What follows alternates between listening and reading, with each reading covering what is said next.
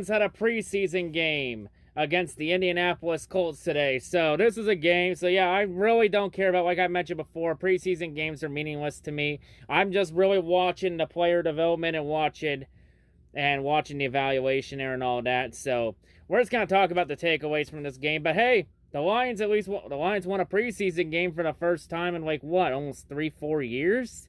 Wait, the last time they won a preseason game was 2018, I want to say. Back in the Patricia era against Tampa Bay. Yeah, it's been a while since the Lions last won a preseason game. So yeah, the Lions showed a lot of good positives this week against the Colts. And the Colts, I'm going to be perfectly honest with the Colts. I think the Colts are going to win the AFC South this year. Like, that division's going to be pretty weak. Like, that division's going to be between the Titans and the Colts this year. But I feel like the Colts have a lot more than the Titans, because the Titans lost a bit in the offseason. And there may be QB controversy between Malik Willis and Ryan Tannehill at some point in the season. We'll have to see.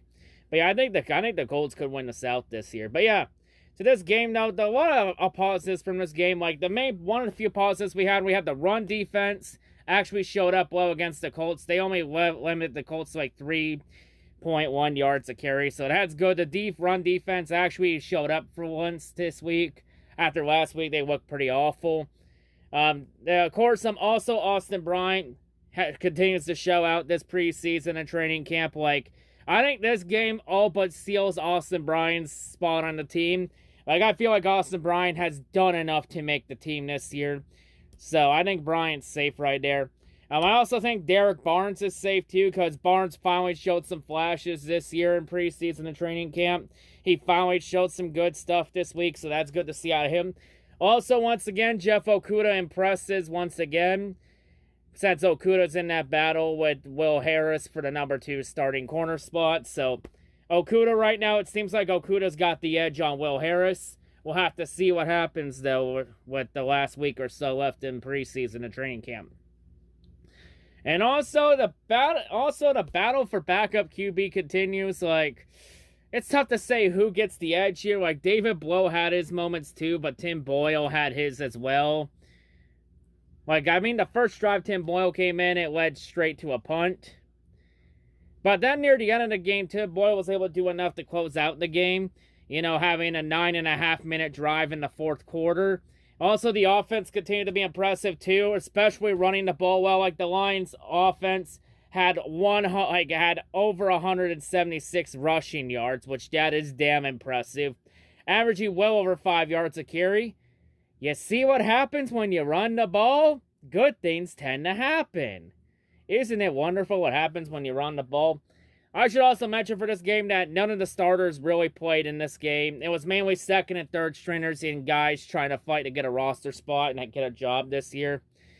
So yeah, but between Blough and Boyle, both had their good moments and their bad moments equally, but I'd still want David Blough to be QB2 over Tim Boyle. Tim Boyle fucking sucks. But yeah, it seemed like we're going to have 3 QBs on the roster, and it's just a question of who's going to be QB2 behind Jared Goff. And of course, I'm also Tom Kennedy. Shout out to him. Had a really good game as well. He was impressive too. Probably could walk up a receiver spot as well this week. You know, but we also know Jameson Williams is going to be starting. Like, it's already been confirmed that Williams will not be playing week 1. I've heard Jameson Williams is probably going to be out till, like, November at the latest. So, we might not get J-Mo back until mid-season. So, that's going to be a bit of a blow, but DJ Shark at least had some impressive moments here. But once Jameson Williams gets back, that Lions offense is going to be hard to stop. Like, I think this Lions offense has been so efficient so far. This is probably one of the most efficient Lions offenses I've seen in a long-ass time. Just the main questions is, can the defense do just enough?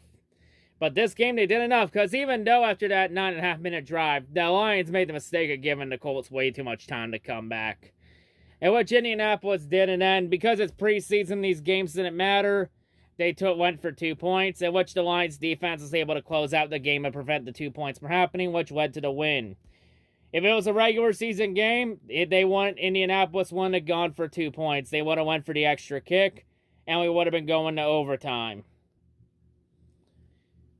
But since it's a preseason game and there's no overtimes, and the preseason games are pretty meaningless and don't matter, it's really low, no risk, no real reward to go for 2.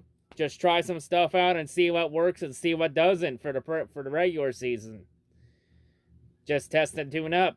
But yeah, a lot of positives, especially out of practice this week with the joint practices with the Colts. I mean, with the joint practices with the Colts this week, there was no excuses to not show up for this game. And yeah, the Lions with Dan Campbell, they made sure they had no excuses for this game. And they did show up.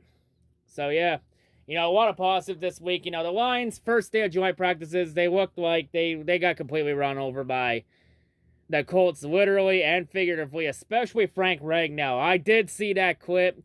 I'll be honest here, Ragnow did not trip. Ragnow got flat out ran over. Like, he got overpowered, and that's kind of not a good sign for Ragnow. Especially since Ragnow's coming back from a knee injury last year, so, oh, fuck. At least the rest of the O-line looked impressive. Aiden Hutchinson continued to be impressive, too, making some plays. Same deal with a lot of other guys, too, especially Malcolm Rodriguez. Rodriguez has really stepped up and really been impressive so far as a 6th-round rookie. And judging by what we've heard on Hard Knocks so far this year, especially from that linebacker meeting in the film room, it seems like Malcolm Rodriguez is going to be a Week 1 starter from the sounds of it. Unless somebody in the linebacking core can step up to the plate to prevent the coaching staff from making Rodriguez a Week 1 starter. So yeah, honest to God's truth, I had Rodriguez starting at some point this season, but I had it being around mid-season, not fucking Week 1. Jesus Christ.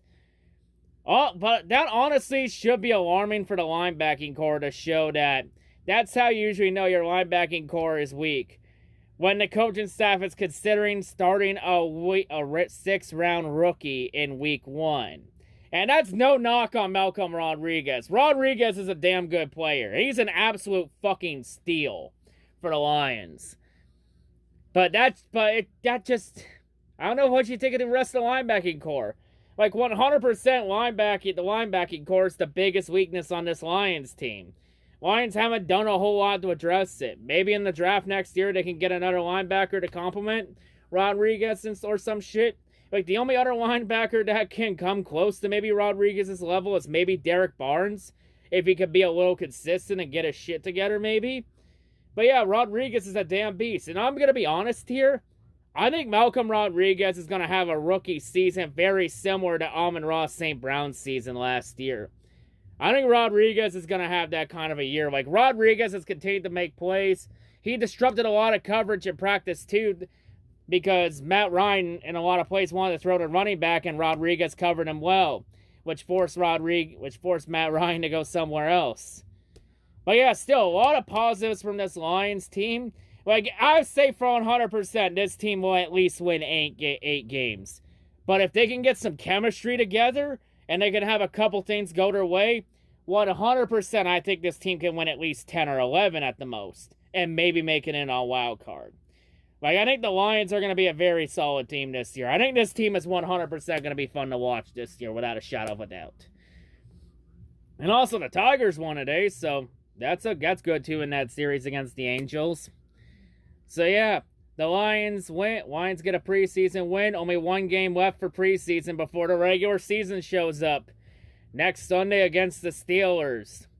And next week after the Steelers game, I am going to reveal my 2022 playoff predictions. Or my 2022 season predictions. After the Steelers game next week. But yeah, that's going to wrap it up for this recap. A lot of positives to take away from this game. And this week of practice from the joint practices. A lot of positives so far. Lions are looking really solid so far. 1 more test and tune-up session left, and then it's on to the Eagles Week 1. I think the Lions are 100% gonna shock a lot of people this year. There's no way in hell they're gonna be like a bottom 5 team. This team is that the Lions are at least gonna be an 8-win team. So a lot of positives to take from this game for sure. But yeah. Anyway, I'm out. See y'all later. Peace.